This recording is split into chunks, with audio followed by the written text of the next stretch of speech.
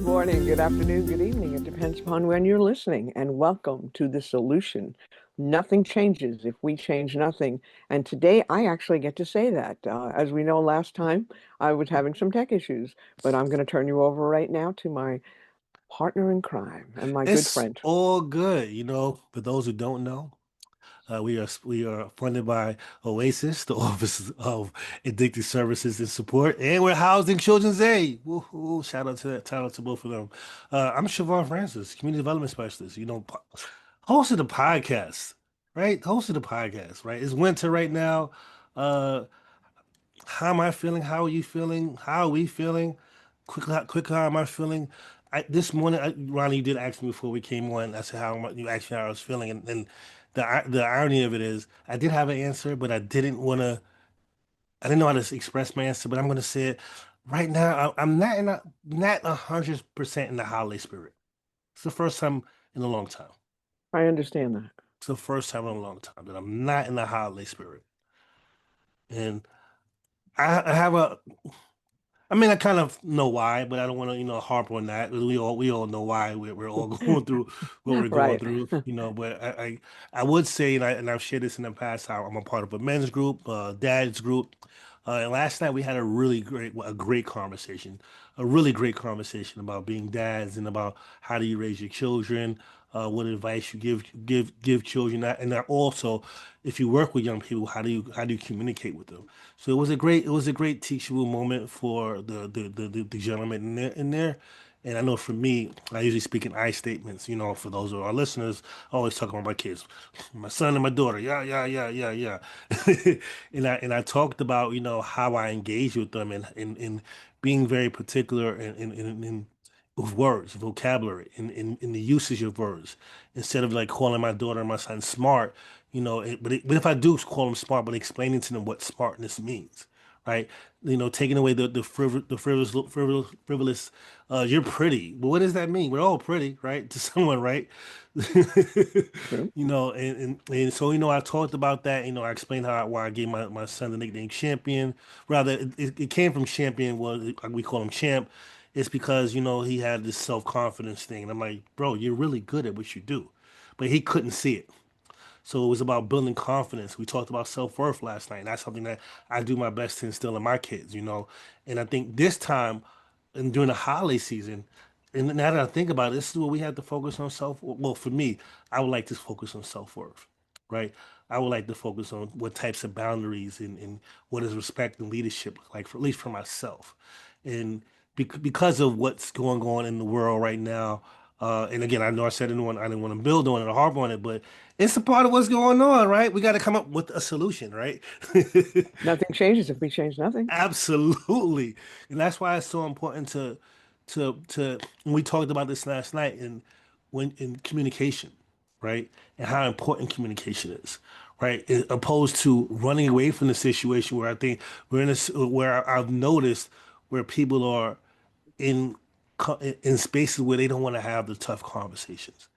Or they rather, let me not say that. They don't know how to have the tough conversations, right? Because like in one of the gentlemen talked about last night was like, what's the resolution? Because there's a lot of times that people don't come out with resolutions when we're Hmm. having these conversations, and then we're in a space right now where what's the resolution for us, right? What's the solution for us, right? And then that's where I'm at right now. Where, like I said a moment ago, I'm the first time in quite probably ever I haven't felt like I'm in a holiday spirit and I have to find out what's the solution, what's the resolution for me.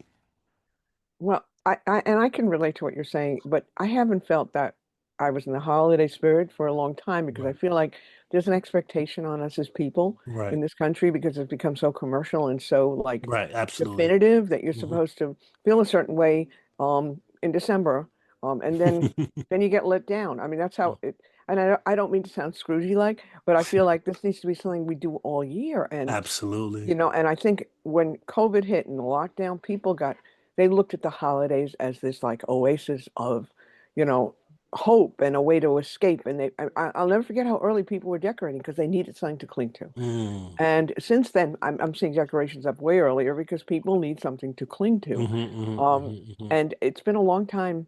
since I've felt that way because I always felt like we put so much into the holidays and then we forgot about the rest of the year that Hmm. when the holidays were over, I almost felt let down.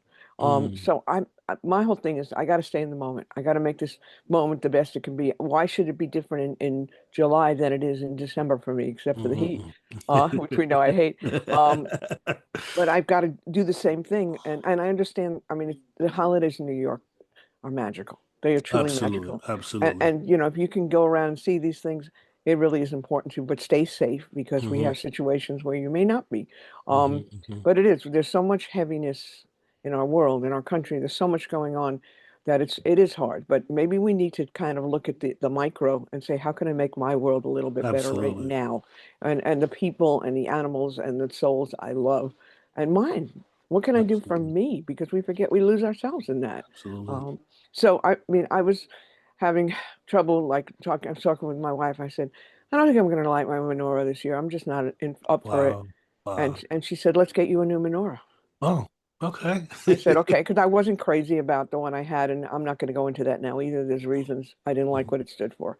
Okay. So we found a menorah that is it's very multicultural to me because it's a whole bunch of different glass Hmm. shades and it's like Hmm. a patched up wall. Nice. And I'm like, this stands for diversity to me. I look at this and I see all cultures, I see all people. I can like that now because I'm not religious, but I'm a secular Jew. Hmm. And my Judaism has always been part of my identity. And Hmm. I mean, from Hmm. the time I was 6 and experienced my first taste of anti-Semitism, and continued to taste it, and not a bitter taste, it was for sure, but continued to experience it throughout my life. So Hmm. this isn't new when people are talking about anti-Semitism. It's Hmm. neither is racism. I mean, all the things that people are talking about and we're seeing rise up, Hmm. they've been around forever. And Absolutely. it's just we're shining a light on them now because people are either into being within that, having that being within their character and showing Hmm. that's who Hmm. they Hmm. are, or Hmm. people are calling them out on it. It's not Hmm. like it just started up. It's always been there. Hmm. And it's painful to look at the things that have always been there. Hmm. But who are we kidding? I mean, it's like this has been going on for years. No, you're right. Everything you said, speaks for me at least speaks volumes. You telling your story. You told me you've been an open book, and I appreciate you sharing your story. And and I'm pretty sure you'll probably share offline Laura to me. A little bit more But detail, yeah. yeah, but I mean, I think definitely, and I agree with you.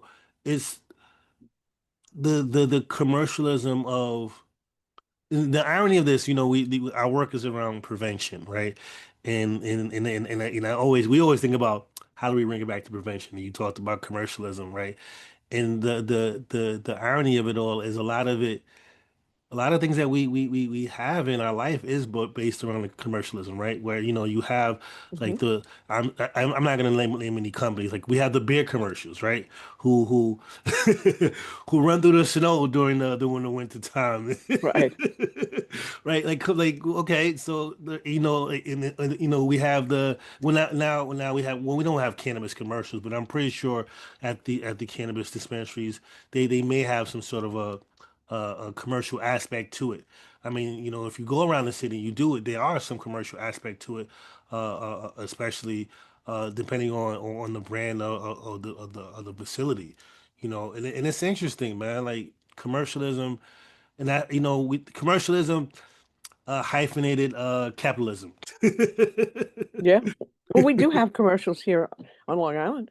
On Oh, my cable really? network, I see, yeah, I there's don't really commercials watch for TV certain anymore. stores. It's crazy. Well, yeah, and actually, yeah, and when I watch the news, but as you're talking I about cut the this, cord actually.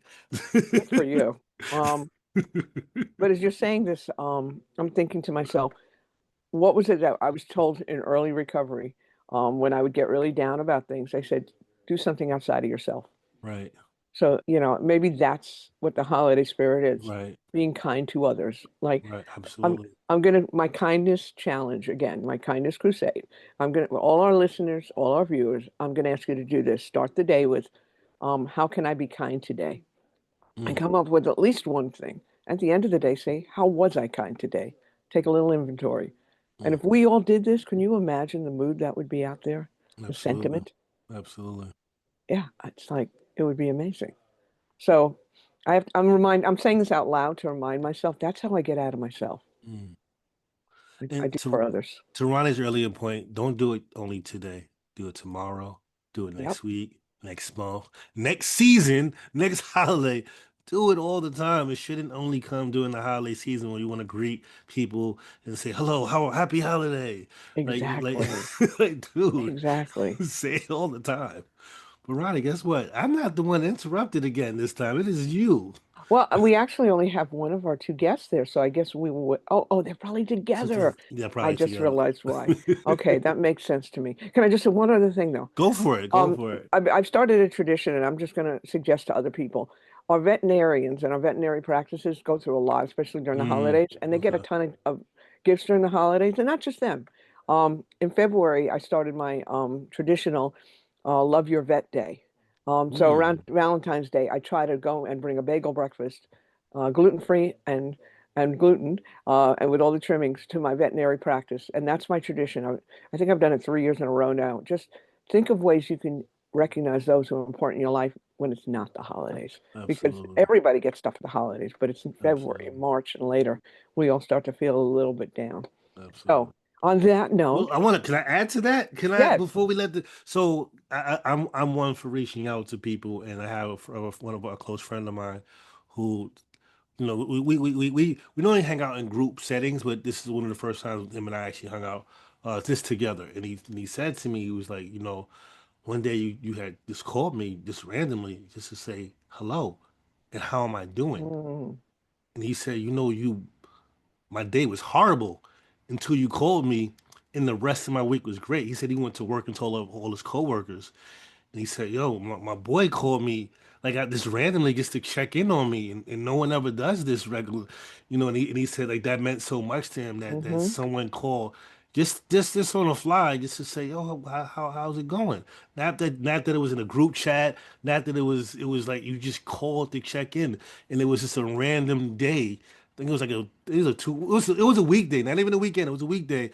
I'm like, let me just reach out to the homie. Called him up, like, how are you, bro? What's going on? How are things? What have you? And he was like, and he did explain to me what was going on, and then that's his story to tell.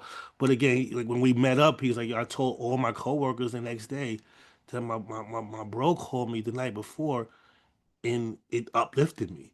So again, to Ronnie's point, just make the call, send the text, There you go. send the Let the people meme. open the door to your friends, which we're going to do right now. Yes, I'm Great sorry. point. Yeah, we could have had a whole show just about this, but I'll add to that later. okay. Okay. But I know there's so much to talk about. Absolutely, absolutely. Great topic. Great conversation. Our Hi. guests should be coming in soon, It- hopefully. it- But anyway, until they come, but yeah, they're here. And I'm sure they'll want to talk about this stuff because it's something Absolutely, that absolutely, touches us all. Okay, I absolutely. see them now. Hello, you guys. Sorry about the delay. We got off on a topic and we just couldn't stop talking. Listen, you know how I feel about tangents. They're my favorite. This was a good one. I think you both would enjoy it. We'll circle back to that conversation a little bit later, so you can share your thoughts on that. But welcome. Why don't we let our guests introduce themselves and then we'll dive on in. Go for it. Well, hello, everyone. I am Jen Ocasio. I am the current director of the Mid-Hudson Prevention Resource Center. I know everybody watching this podcast is really familiar with Ronni and Chevar and the New York City PRC.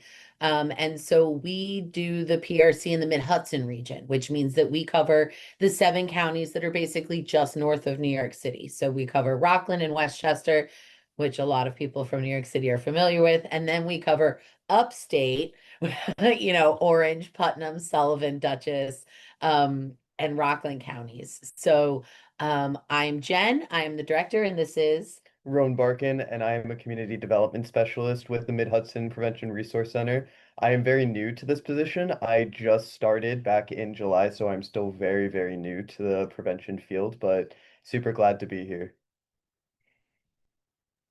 Well, we're excited to have you both, and we were supposed to. I think we even mentioned it on the podcast. Have your team on yeah. a few weeks back, last month, and you had a scare in the building. We did gas we had a leak, right? gas leak. Yeah, we had a gas leak that turned out to be cleared and everything was fine, but it was like, literally moments before we were supposed to start with you guys, everyone was like, "All right, out of the building." So, yeah. Always got to be prepared for the chaotic things that come our way. That's right. You never know what's going to happen. Well, why don't we just start? Why don't you tell us about some of the work that your team is doing up in your area and upstate? I know Yeah. New York is Lots very of like debate upstate about and whether we're downstate. upstate or not. We're that middle zone, right? So really, what's really interesting is that a lot of our coalitions right now are um folks. So this is a little bit like, right, we've got holiday season coming up, followed by Super Bowl. So we have a lot of coalitions that do messages out to the families about you know, the stressors of this time of year and how we can alleviate some of them in non-substance ways, right? How can we handle the stress of our families and extended families, right, without turning to substances? In addition to that, coming up in February is the Super Bowl. And so it seems far away, but it's really not.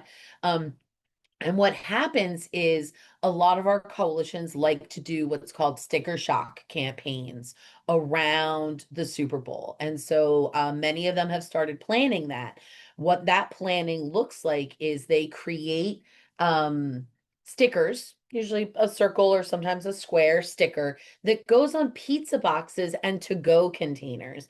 And it usually has some sort of piece of information or conversation starter really for the families who are purchasing those things on the Super Bowl, right? Many of us order pizza, wings, all the good stuff, right?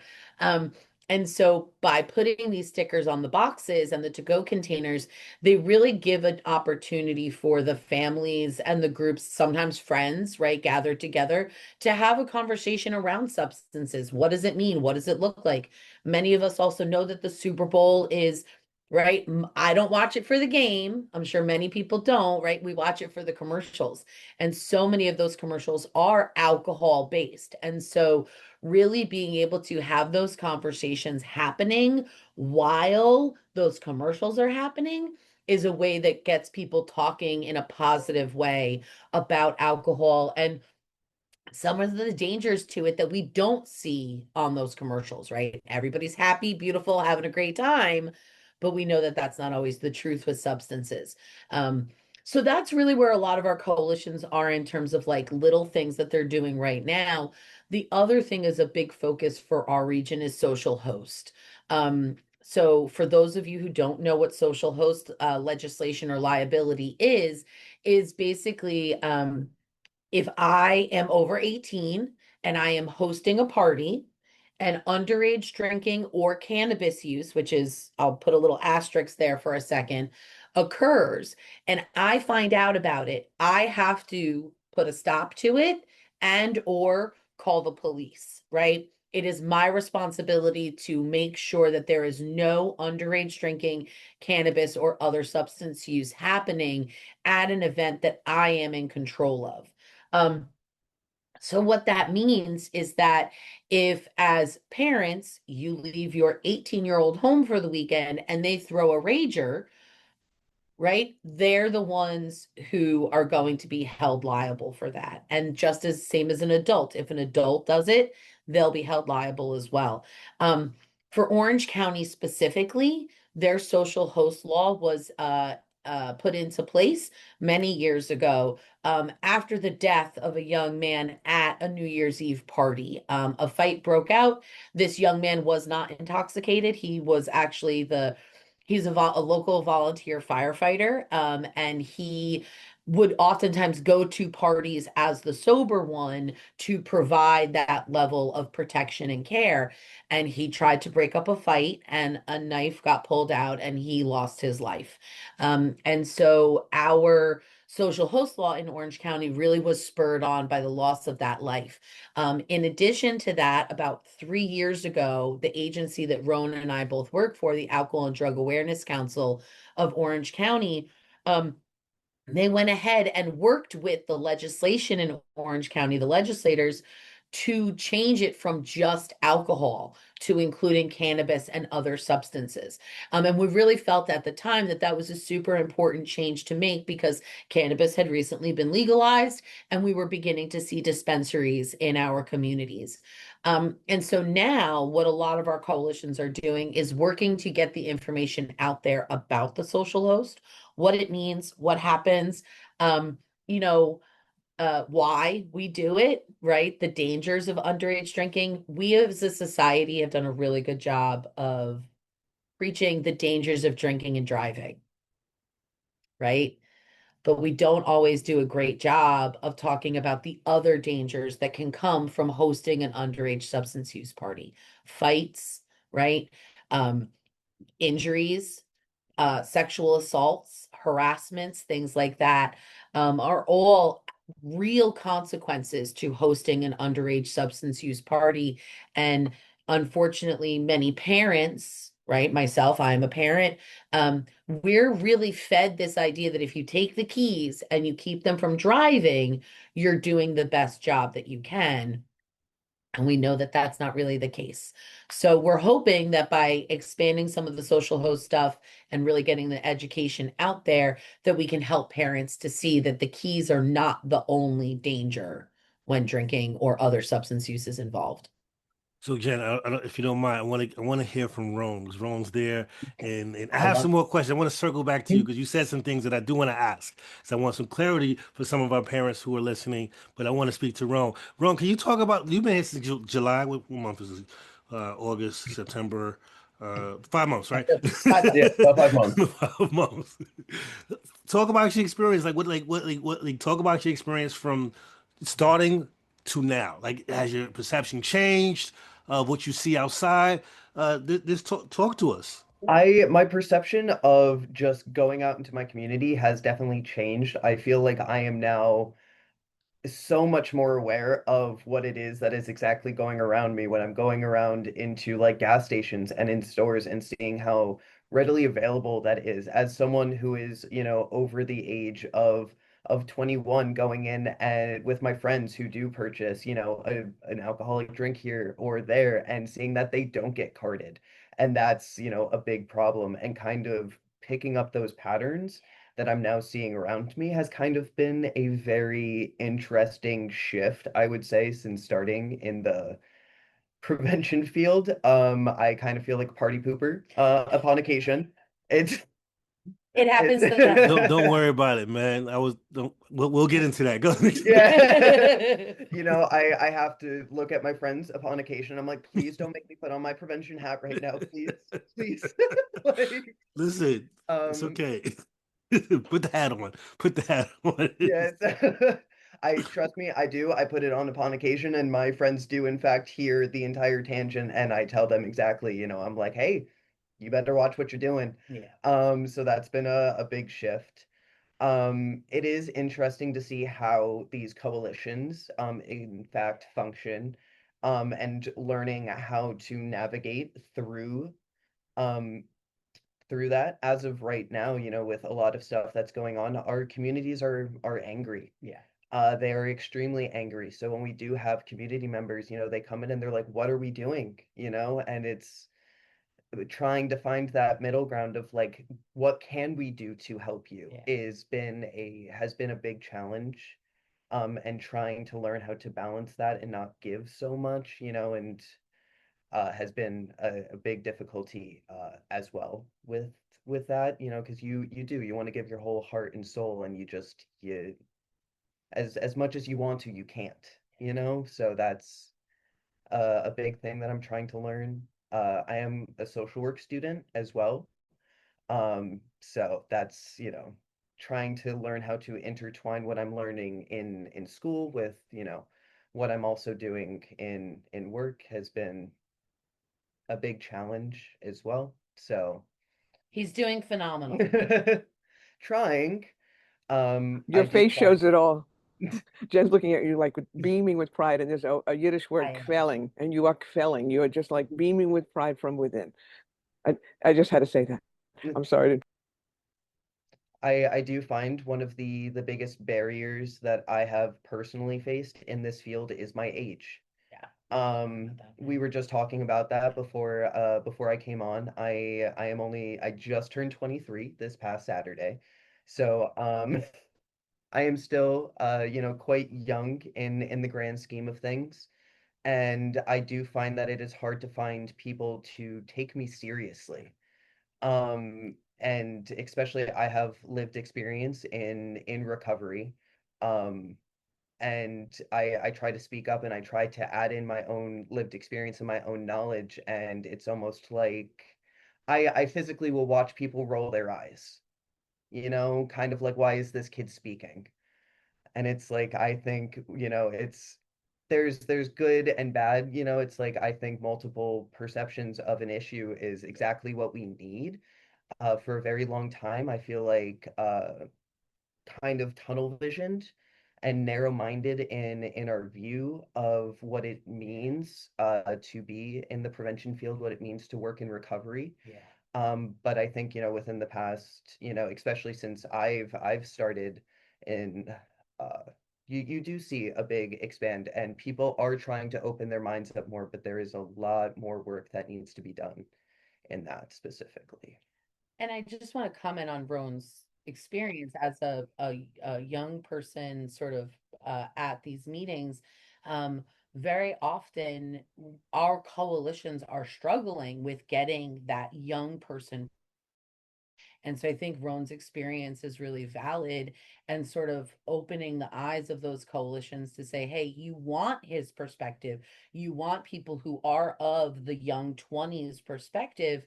We have to treat them with respect and um, appreciate them for their experiences, because age does not, in my mind, determine what you can add to a conversation, right? And so I really think that's an important thing to talk about, is that engagement of the youth has to be from the heart, and it can't.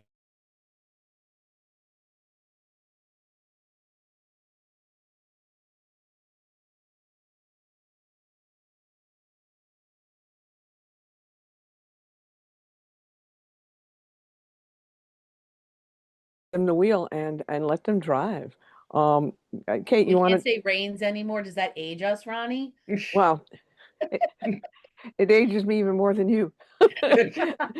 You've got an old soul. I But do have an old soul. Kate, you want to do a quick introduction of yourself? We were just talking about prevention and everybody's role.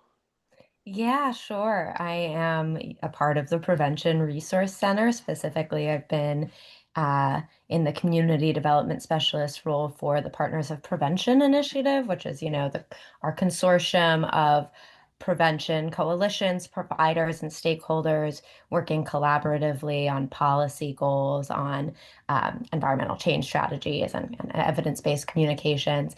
I am slightly moving into a new role within the PRC. I'm going to be more PRC focused, and working more closely with coalitions on their specific grants and their goals for, those grant sort of compliances. But yes, I'm a part of the new wave. I'm 27, so as the sort of adolescent science is developing, I feel like every year I hear that I have a few more years of adolescence, which is great. And I definitely feel like it. So yes, I am a proud representative of that sort of new wave. And I do think, there's a lot of excitement and insights that I think my generation does have to offer the field. But, I think we all constantly learn from one another, of course.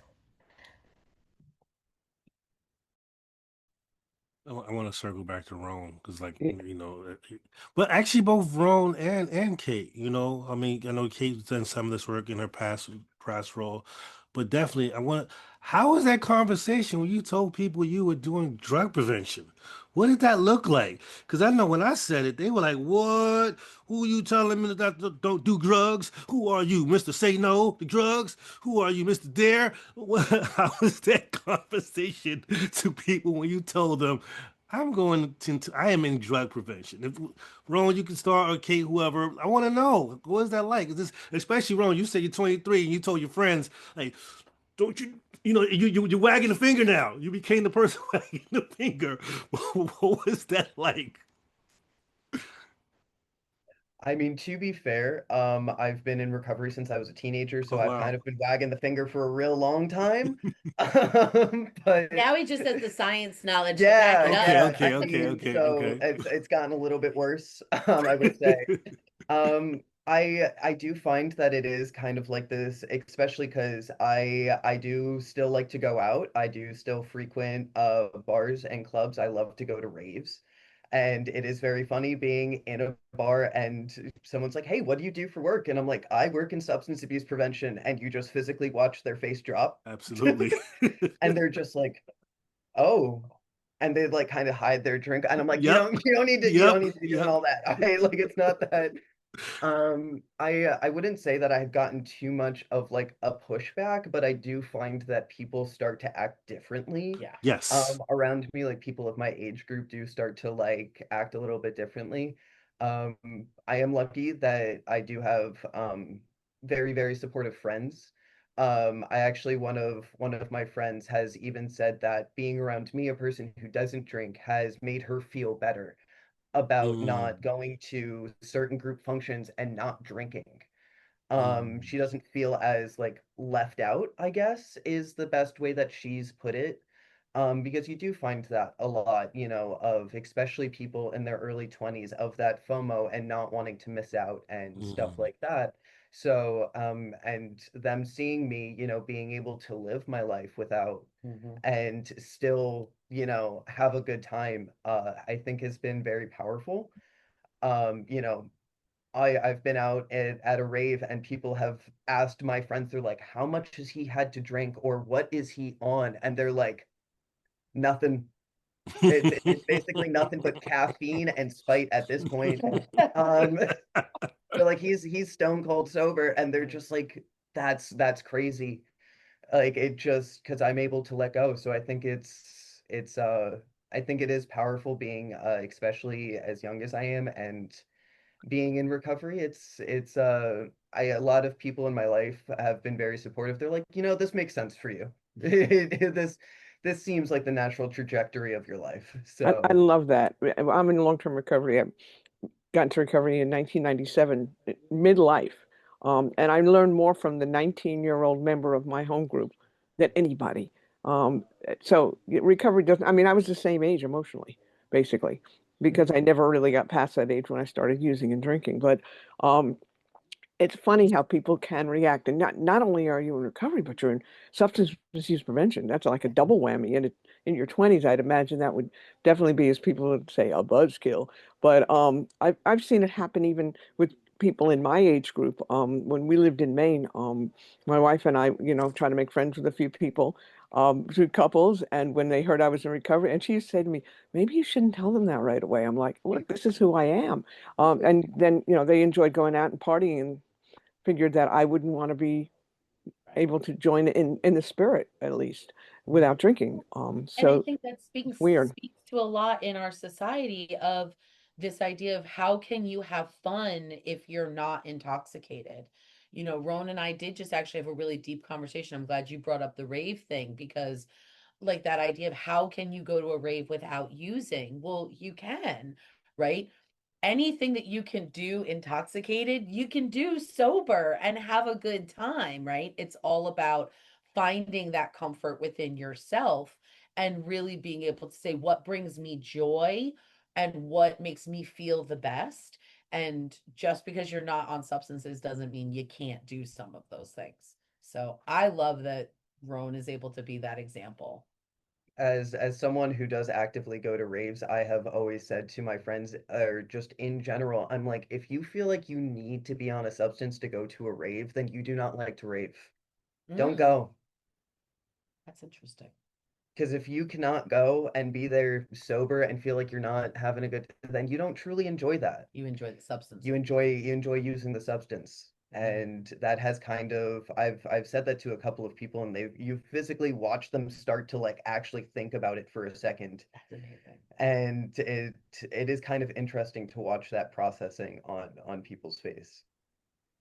Nice, nice. Congratulations to being in recovery. Everything you're saying is amazing. I want to make sure I get Kate's response. I want to see, is Kate's a part of the team, also, and are you Miss Say No to Drugs too? Like, what did they nickname you? Did they dub you a name?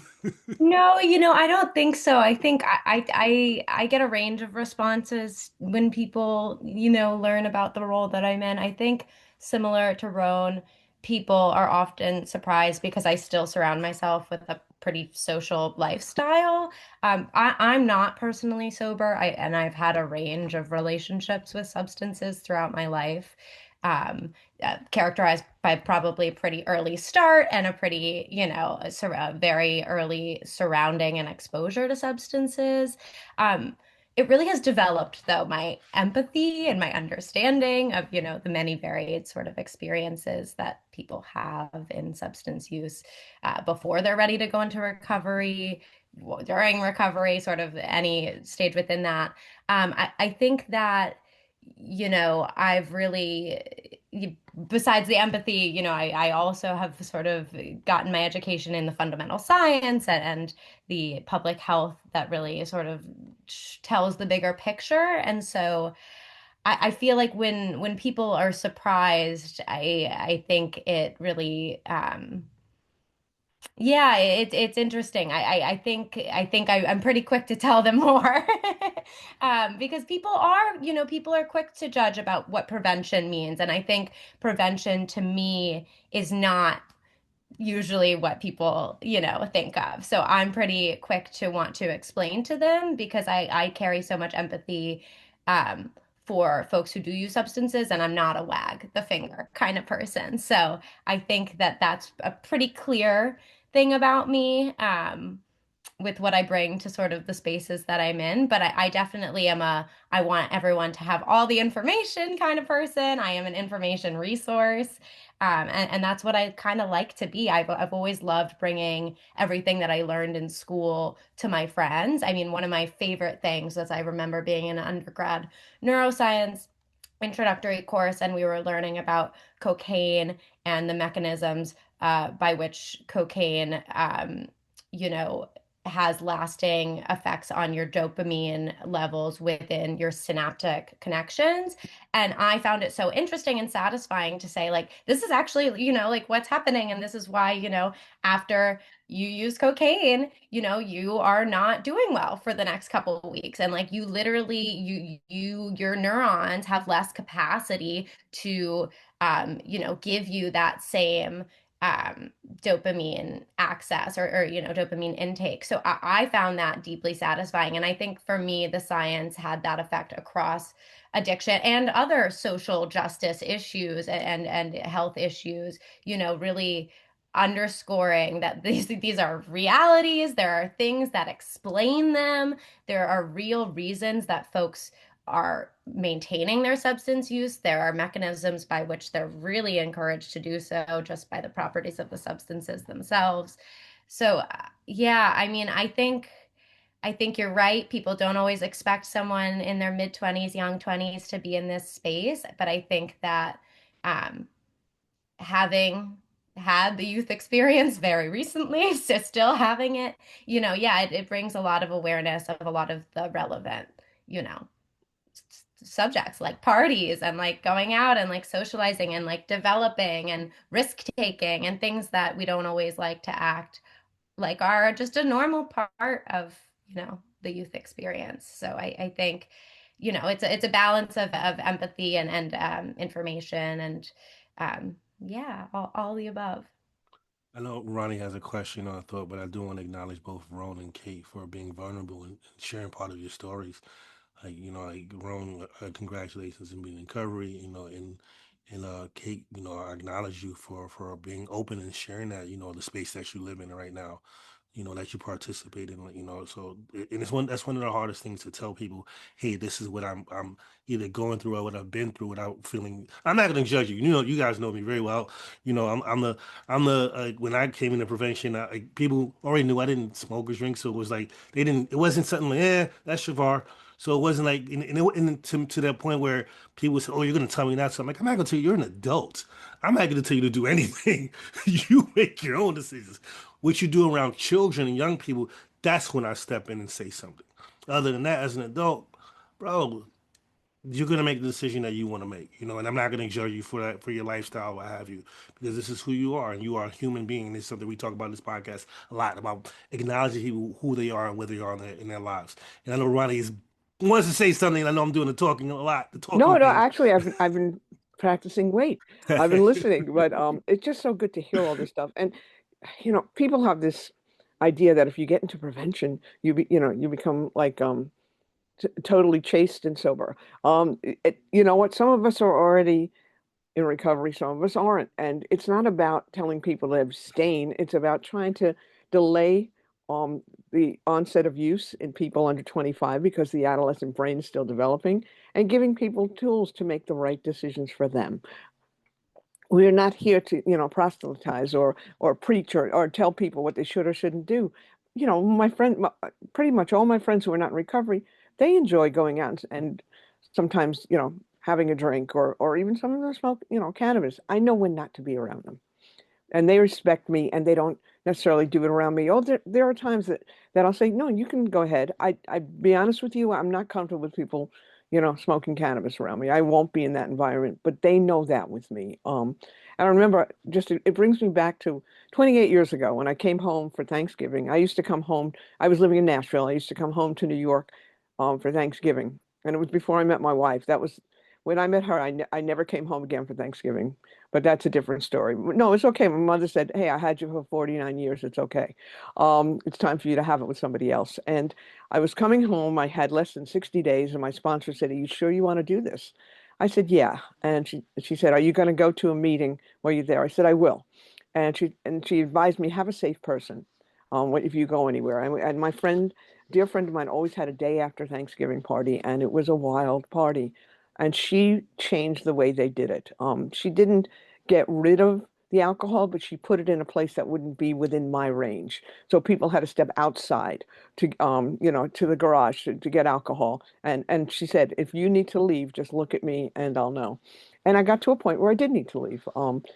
And I called my sponsor right away, who was like, I am so glad you made it through. It wasn't a great idea, but I had to go home. And I didn't want to miss my time with my dear friends who stayed with me through it all, the survivors, as I call them, through my crazy days and through my more sane days. But I remember, and say this very fast. I ran out of there and said, I have to go to a meeting. And I found a meeting on a list, and I got to a church where meetings usually are, and the church doors closed. And I'm knocking and knocking and knocking. I'm like, oh my God, they're not having a meeting today because of the holiday. A car pulled up and they said, are you looking for the meeting? I said, yes. They said, follow us. And I did. And they led me to a meeting. And when I went home, people said, you did that in New York? You just followed strangers? I said, yeah, I just had a feeling it was going to be the right, you know, thing for me. And they were going to take me to where I needed to be. So, we all have choices. We all have options. We may think we don't, but maybe that's the thing we really need to convey to people is you really do have choices. And where you decide to choose to be or what to do, it's going to lead you to the next level. And you can always change your choice.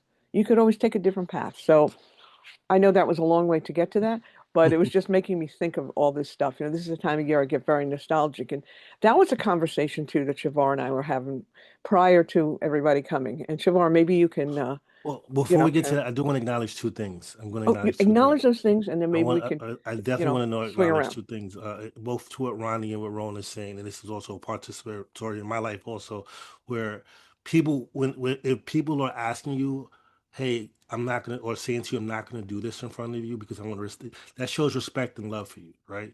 Like, and even if they're still inviting you, but they're changing their lifestyle to support you, I wanted you to keep in mind that they're showing that they respect and love you. I know, especially for my friends, they would, bro, I'm not gonna do this around you. I'm like, do whatever you want. It doesn't bother me, as long as you aren't harming yourself. That's when I step in. So again, keep in mind those friends love you and they respect you. So, and I'm pretty sure Kate experienced that also. I'm just acknowledging it because they said it, out loud. So again, my friends do the same thing. They won't drink around me. I'm like, oh, bro, Go drink, bro.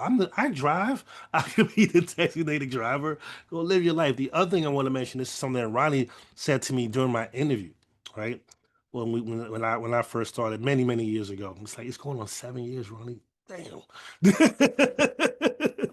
But anyway, I was already practicing prevention, and I think people need to understand that that you are in your life when you're giving young people or anyone in your life an alternative to. You are already practicing prevention. So you're running from me when I say I'm prevention. But you're doing it already, right? You're teaching your young people about basketball, right? You're teaching your young people about cooking, right? You're teaching your young people about photography. They aren't using at that moment. So guess what you're doing? Prevention. So just keep in mind and I always bring that point up because when people like again they have these conversations about what prevention is and having them understand because I didn't know at the time that I was already practicing prevention until Ronnie explained it to me. I was like, oh, this entire time I've been in prevention, didn't even know. So if anyone who's listening and if you're doing those things, you're giving young people alternatives too, you are also the wag the finger guy. You are also the say no the drugs guy. You're also the dare, the mad person. You're also those people. So keep in mind when in a sense that no one ever judged me, but it's like I know they're like I had to make the little joke, but I know it was just to be funny, but not as a judgmental thing. I'm like, but guess what? You're also like us. But back to what Ronnie was saying. Yes, we were talking about these things earlier before you guys were coming on about the holiday season and what does it mean to us and how do we engage with one another. So I want to ask you guys like what are your thoughts on what's the question, Ronnie? Because I just went off on a tangent. Like Jen said, we love tangents here. But Well, we were talking about the whole idea that it's hard to get into the yes. holiday Oh yes. spirit, and we were talking about what we didn't go into specifics because we don't want to get into details, but just about how we felt, and we talked about the idea that maybe we put so much into that little basket that we Mm, forget about the whole picture. And I was just looking, what can people do who are not feeling it or yes. have expectations that they think they should be meeting around the holidays? And this kind of ties in with prevention because a lot of people feel that need to satisfy certain, urges or satisfy other people. So what can we tell people from a prevention perspective, from a human perspective? If you're not feeling the holidays, what should you do, or what do you what can you do to help yourself? I don't know, lift your spirits and feel better. My thing was get out of yourself. I said when I was in early recovery and I'd get really down, my sponsor would say, "Well, do something outside of yourself, and you'll feel better." So just throwing that out there in general, if anybody wants to comment. Yeah, I would say 100%, Ronnie. So, without going into a lot of detail, 2025 has not been a great year for my family in a lot of different ways. A lot of grief, a lot of loss, a lot of things that we're still dealing with to this day, right? And what I am doing with my kids specifically is finding ways to connect that don't feel stressful. So similar, building off of what you said, Ronnie, like getting out of yourself. So, um, what is something that I can do with my kids that isn't stressful, that is something that brings us all joy and gives us that feeling of happiness. The other thing for me, and this I know is not necessarily a reality for everyone, but as much as within your power, choose who surrounds you. As much as it is in your power, who is in your immediate little bubble. If you are at a family gathering where there is a lot of stress and people you don't want to talk to and conversations about many different topics that you don't want to have, like Ronnie had, that safe person. Find that person within your family gathering who you know is a safe person who you can look to and say, I need a minute. And they'll help step away and be like, yeah, we're just going to go talk, right? Um, my my child is going through a lot of transitions, my 14-year-old, and he did not want to go to Thanksgiving. He didn't. And I said to him, I said, you got to come, one, because I can't leave you home. And two, I said, we can find a quiet place for you in the house. You don't want to be around people today? Let's go find a spot for you to sit, right? So I think that's the thing, right? Advocating for yourself, but also finding those moments. I've realized a day is never going to be perfect, but maybe 5 minutes of my day can be, right? How can you find those 5 minutes and have that be what secures you, is what I would say around the holidays. I don't know. Anybody else? I mean, the way, Ron, if you don't have, it's I okay. You It's okay. I think Kate unmuted herself. Kate, you wanted to share something? Yeah, well, just really going off that because I think I have similar thoughts, but um, I would say yes, starting by giving yourself some permission to do things differently or do things less, to do less, that, and that your holiday season doesn't really have to look like everyone else's, but I do think returning to those grounding things that, you have returned to time and time again in your life, like any rituals, routines, or sensory anchors for you. Like some people really like music or going into a movie marathon, touching grass, stepping outside. And I think really like naming what brings you comfort. And this is really a continuation of what you were saying, but I think just beyond just identifying the people that bring you comfort. I mean, just identifying anything that, brings you comfort and trying to, implicate more of that into your season, into your life. I think goes a really long way. And I do think that there is, this has reminded me when you were talking about your kid, I think it is helpful to have people that remind you not to spiral too far downwards. I think there's, obviously you can give yourself permission to do less, but going into the avoid direction, it's great having people pull you out of that because that's a spiral in its own right. So, trying to give yourself challenges to continue to connect with people and to continue to do things that may feel hard in the moment, but that are going to be good in the long run. I think empathize and it's a balance. But yeah. I want to just build on that. So, as parents, right, this is also where, as parents, we have a really big opportunity to not just model these things for our kids, but explain to them, right? I had a mom who had really great coping skills in her head, but never explained them to us.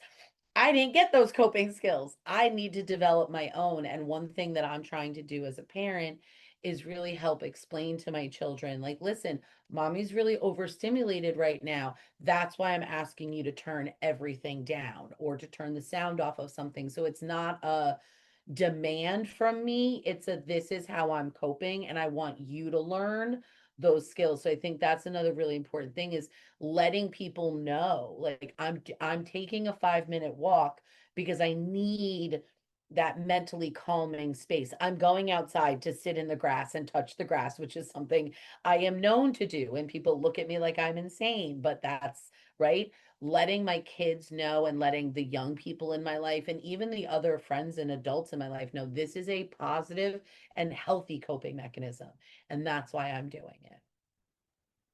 Thank you, thank you, thank you. I do. You guys said a lot, and these are parts of practices in my life where I talk about. I've learned in later in my life this term called boundaries. And learned this term called boundaries, and that's something I had to, because I'm a helper. I'm a giver, and especially in times where you need time for yourself, people forget that, right?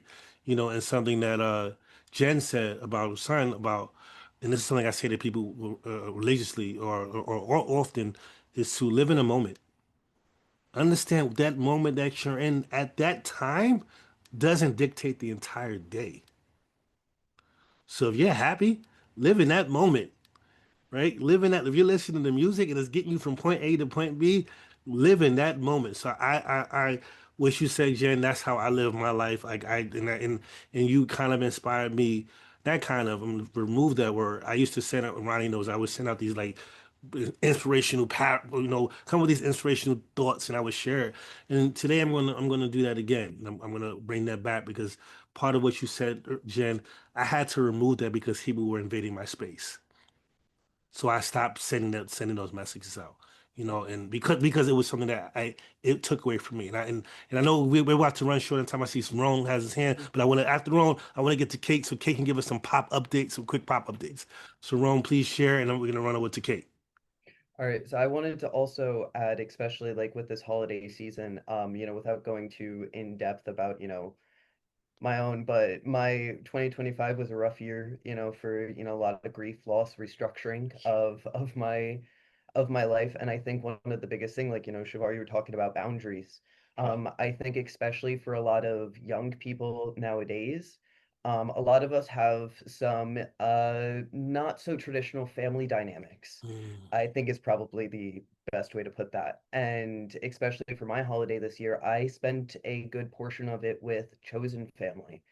And understanding that it's okay if, if your family dynamic is not okay, that it's your chosen family, and that moment and those people can be just as important, and you're not any less for having a non-traditional viewpoint or experience of those holidays. Because I think when it's different from the general view, you can feel alone and othered, and understanding that that is okay. Because I think that also drives a lot of heavy substance use amongst these, amongst the holidays, I just living in the moment and finding something to ground yourself when you're hmm feeling those moments of grief hmm and sadness. hmm Thank you for sharing, Ron. Thank you. Appreciate that. Kate, pop updates. You want to pop in and give us a pop update? Yes, yeah, I can keep this pretty brief.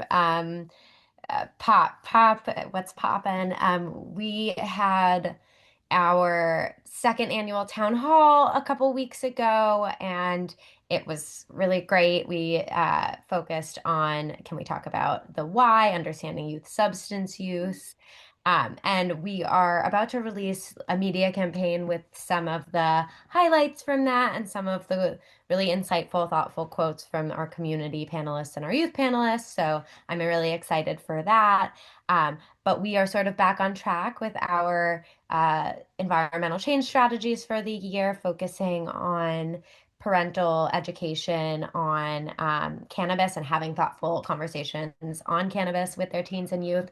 So, right now, we are collecting parental responses for a survey, conducting a focus group as well to learn about the parent experience from both parents of teens now and anyone who has ever had a teen. So I will send it around. We really would like insights from what it's like, uh, trying to talk to your kid and what, makes these conversations difficult. Um, and, a couple other exciting things this year. We're going to work on a sticker shock or some sort of poster campaign highlighting responsible cannabis retailers. So that's sort of on deck. But yeah, we've got our subcommittees sort of rearing to go after the town hall, and that's sort of what's on our horizon for the year. Thank you, Kate.